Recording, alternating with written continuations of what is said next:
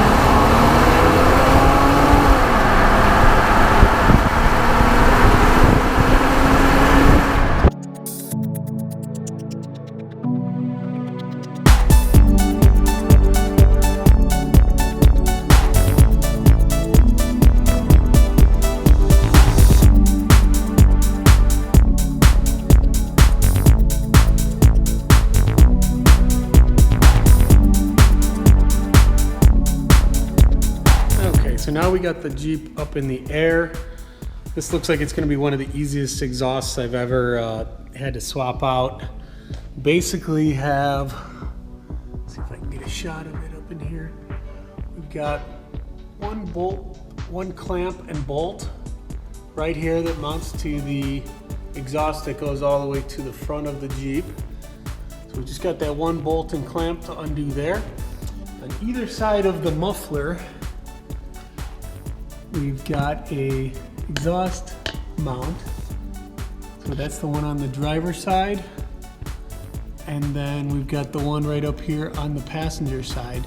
So we're gonna remove both of those brackets to take the whole exhaust system down, or sorry, the Axleback system down. So we're going to remove both of those, which are, they're just a 13 millimeter socket and open end wrench. So all you need to do this install is going to be a 15 millimeter deep socket, a ratchet, and then some open-ended wrenches. Using the 15 millimeter deep socket, we're going to start by loosening up the clamp here on the exhaust to the Axleback. Okay, so after we've loosened the exhaust clamp, we are going to take and use our 13 millimeter open end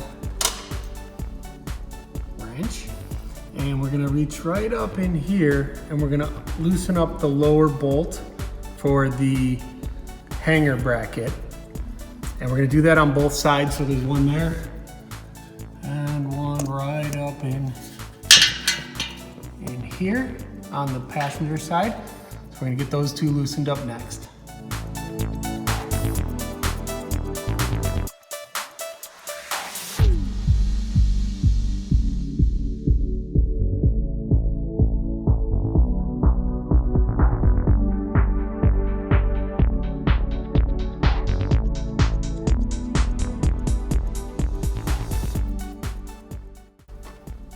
For the upper exhaust mount, I found that it does help to have a much longer extension with the 13mm socket because of where it's located up in here,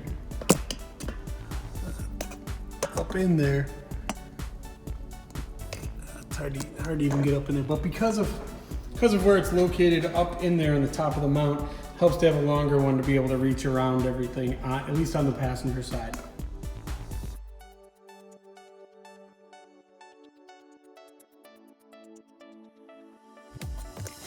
Okay, and then it's going to be the same thing on the passenger side here. We've got the bolt up on the top of the mount there. And we're going to use the same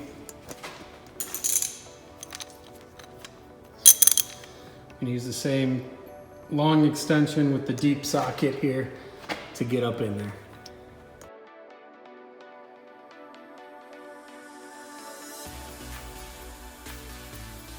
But now as I'm undoing this one, I do want to be careful because that's the last thing holding the exhaust up in place. So I'm going to switch around so that I can keep a hand on the muffler while I finalize unscrewing that by hand.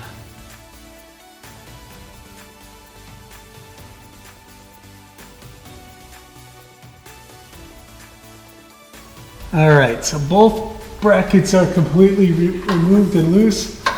So now I just got to work it out of the front pipe here. And the clamp isn't coming off that easy, so I'm going to spray a little bit of PB Blaster up in here.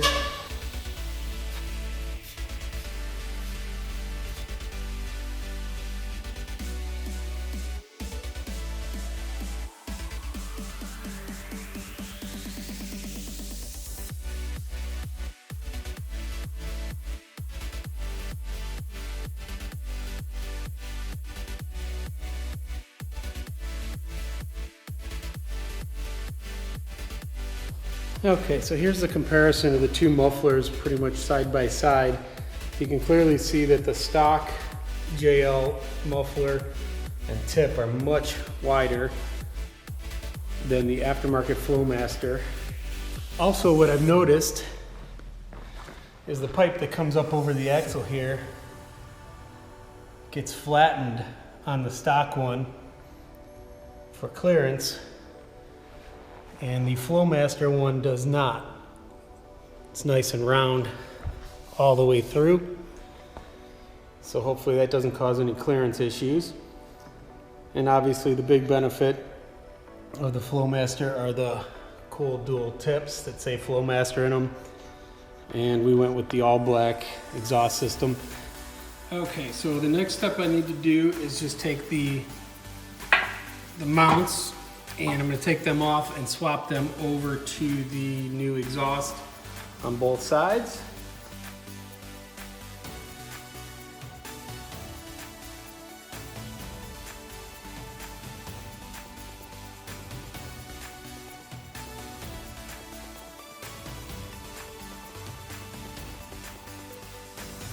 Okay, so I'm going to take the clamp here. I'm going to slide it over the end with the bolt facing down on the outside here so that that's preset.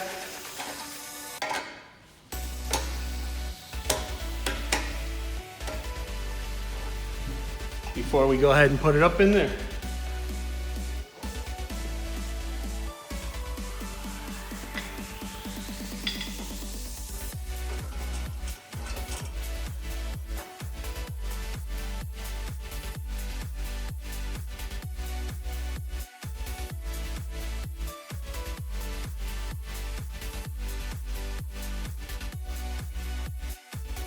All right, so now that I got it slid on to the front here, I'm going to try to get one of the clamps started on each side.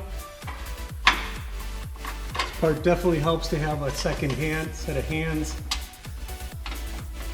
Thankfully my dad stopped by right as I got to this point. There we go, that one. So I got the clamps, the top bolt started on the clamp on the driver's side. And now get done on the passenger side.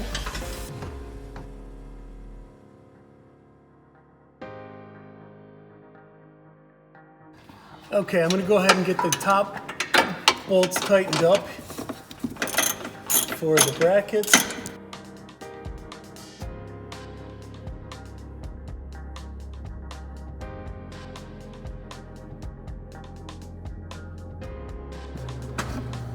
Okay, and get these bottom two mount bolts going. Get that one hand tightened. I'm going to start the other one on the passenger side.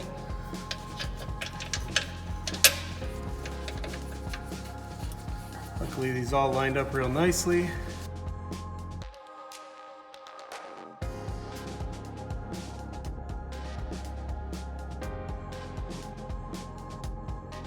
Before I go ahead and tighten up the clamp for the exhaust, I noticed that this tip is sitting higher and tighter than this one. So what we're gonna do is I'm gonna have my dad hold up on this, hold it really tightly into place while I crank down on the clamp up front here. So we're gonna do that in hopes that it stays in place nicely.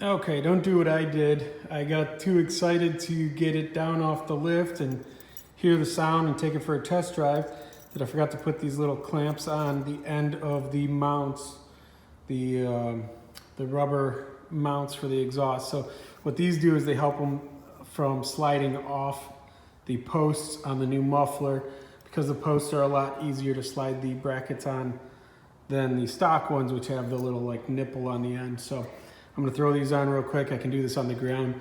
And really you could probably swap this whole exhaust from the ground. I'm lucky enough that I do have a lift in the garage here, so I took advantage of that, but you could probably do this exhaust in your driveway or on the floor in your garage. So all this does, it's gonna slide up in here.